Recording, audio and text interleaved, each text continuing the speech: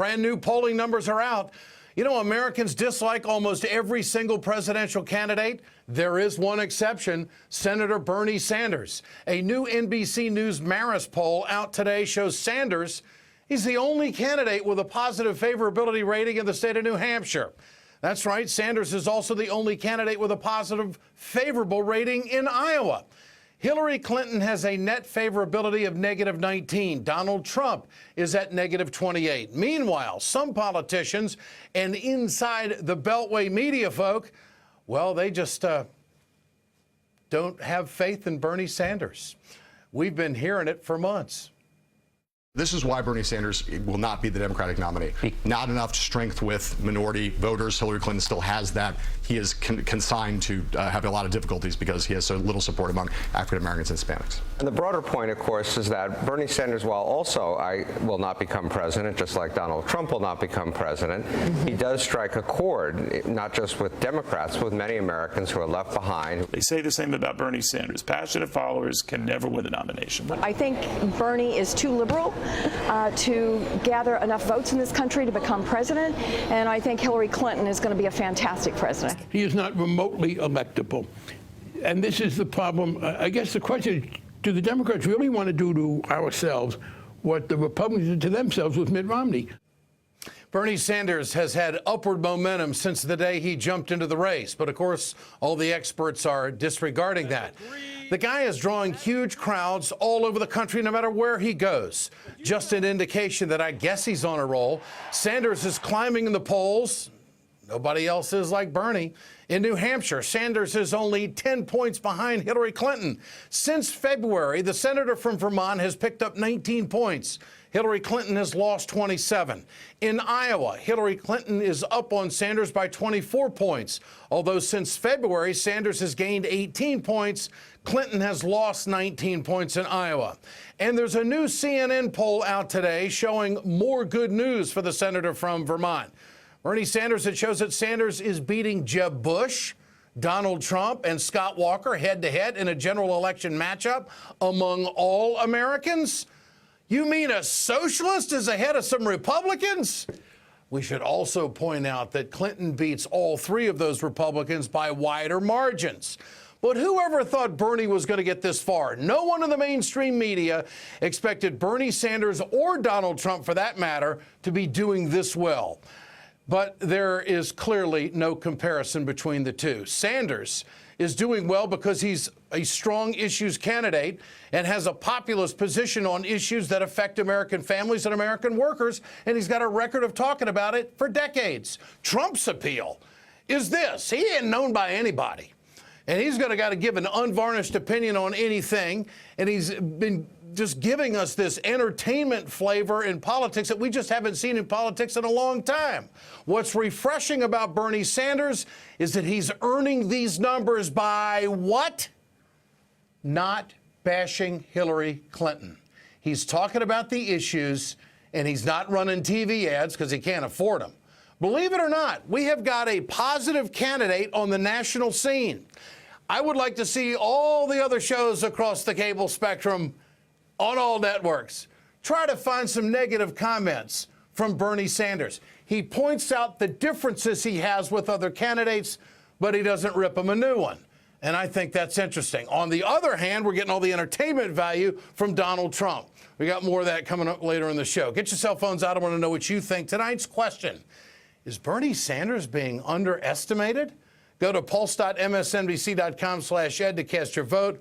Bring you the results later on in the program. For more, let me bring in John Nichols, Washington correspondent of The Nation magazine, Genevieve Woods, senior contributor to The Daily Signal, and Jonathan Alter, MSNBC political analyst. Great to have all of you with us tonight. John, you first. You have you've been to a number of Bernie Sanders events. In fact, you introduced Bernie in Madison in front of some 10,000 people. Does the Beltway media, are they not understanding the Sanders appeal and surge? Break it down. What's happening here? Well, of course they don't understand it. And to be honest, I don't think I expected it to be quite as dramatic as it has been. You know, when I introduced the senator in Madison, I said to folks up front, look, I'm not here to endorse him. I'm not here to tell people how to vote.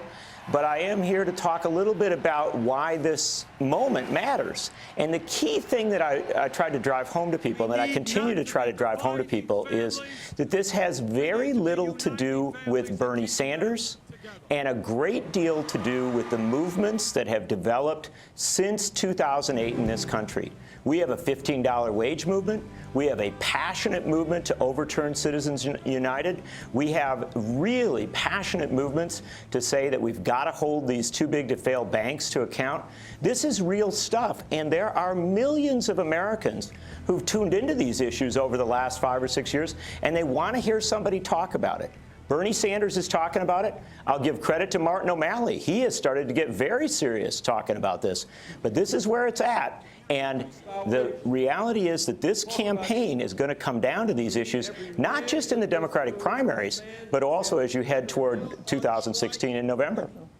Jonathan Alter, does Sanders have room to grow? Is this going to stall? Or it seems like the closer people look, the more they like what they see. I may be wrong on that, but that's what the numbers show. What do you think? No, I think he does have room to grow. Look, if he wins Iowa and New Hampshire is right next to his home state of Vermont, he is a big factor in this race. Hillary Clinton will, in all likelihood, still beat him in the big state primaries and go on to win the nomination.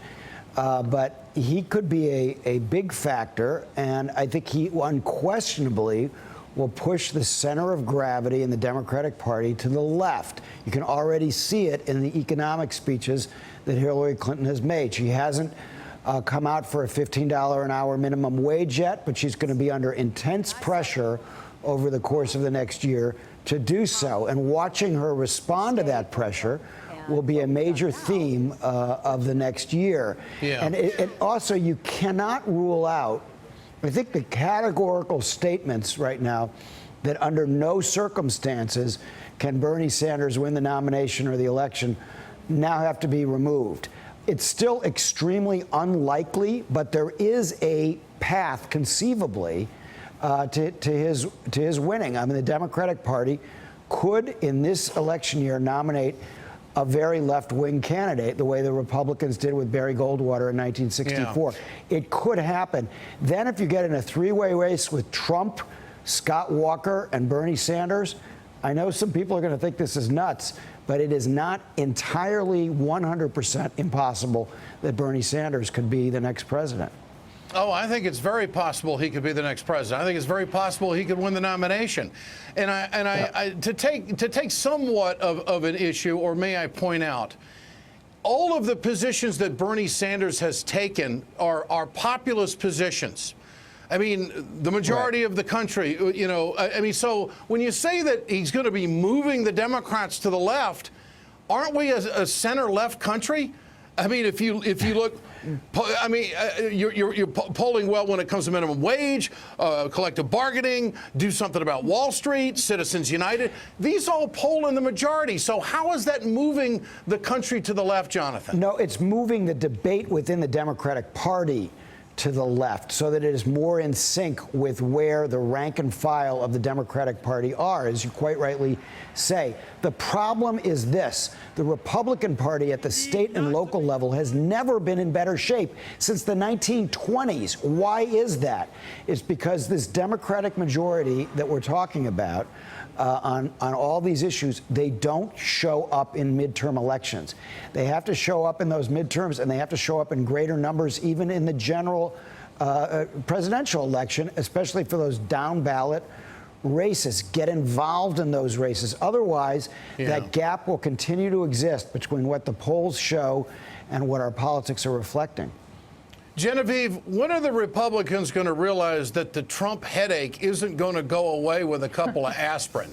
I mean, when are they going to realize that, Donald Trump isn't running TV ads right now because he doesn't want to. He doesn't have to. I mean, this guy is, when do we call him a force that the Republicans have got to deal with?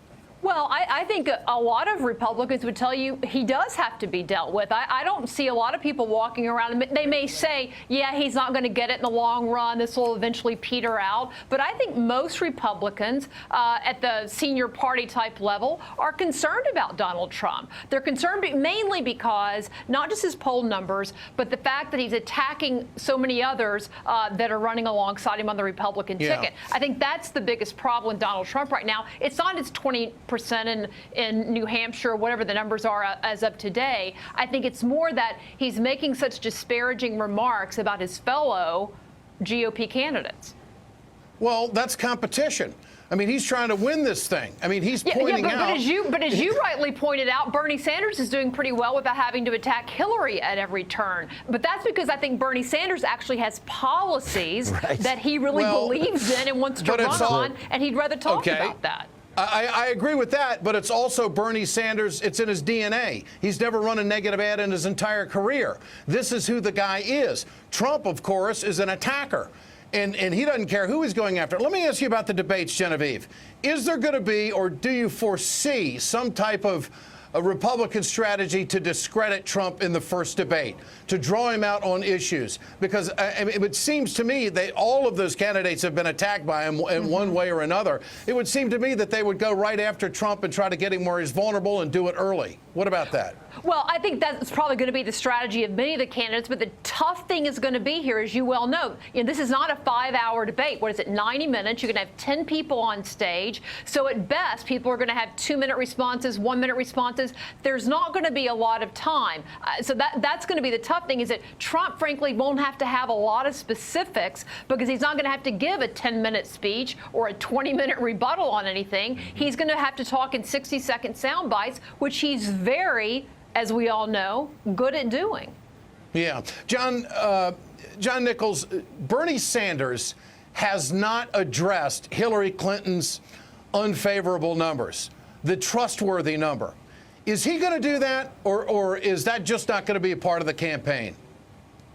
I don't think it's going to be a part of the campaign, Ed. I interviewed Bernie Sanders, and I asked him specifically. What I said was, look, there's a lot of people who say you can't get to that sort of next level in the campaign unless you attack Hillary Clinton. And he very bluntly said back, I'm not going to do that. And I think that this is an important thing to understand. You said it's in the guy's DNA. What I would say also is that many of the people who underestimate Bernie Sanders don't recognize that this guy has run this style of campaign in the state of Vermont for a long time, and at first he didn't succeed. It took him time, but over time he convinced a lot of people, including people who aren't liberals, that this works. To be on issues works better than to attack. Jonathan Alter, can a guy win the nomination not running a negative ad? I mean, is that possible in American politics? Sure. I mean, it's refreshing for a lot of people, especially when you see the example, as Genevieve pointed out, of Donald Trump. You know, every time Donald Trump attacks another Republican, it makes Bernie Sanders look better by being above the fray and focused on the issues.